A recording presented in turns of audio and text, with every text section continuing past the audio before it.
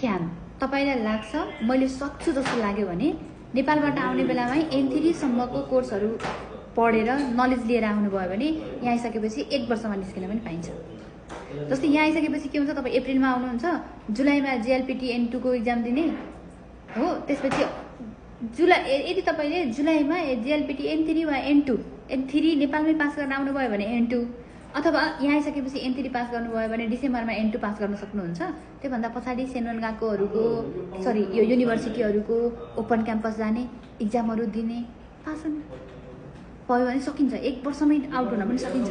त्यसको लागि के गर्नु पर्यो, नेपालमा हुँदा एभ्री टाइम इम्पोर्टेन्टली लिएर पढ्नु पर्यो है। ओके, 2 वर्ष कोर्स किन पढ्नुहुन्छ स्टुडेन्टहरूले? ल्याङ्ग्वेजको लेभल मिट गर्न नसकेर पढिन्छ।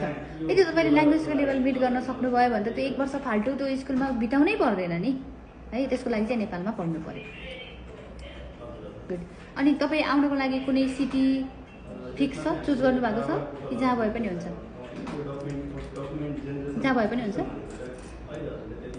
फुकुओका, यदि फुकुओकामा मानिलिनुहोस् A लेभलको स्कुलहरूमा हामीसँग सिट भएन, हामीले तपाईँको सबै कुराहरू हेर्दा तपाईँ यो स्कुलको लागि बेस्ट हुनुहुन्छ, यहाँ जानुभयो भने तपाईँको क्यारियर राम्रो हुन्छ भनेर रेकमेन्ड गऱ्यौँ भनेदेखि त्यसमा कति फ्लेक्सिबल हुनुहुन्छ? होइन, मैले भनेको ठाउँमै जानुपर्छ, अथवा इफ मेरो लागि बेटर अप्सन आउँछ भने म जहाँ भए पनि जान्छु भन्ने छ।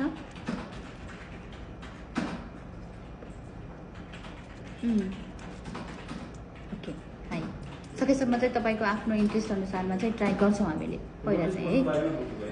हाई रामेश्वरजी, आरिगातो गोजाइमास, धन्यवाद धेरै धेरै।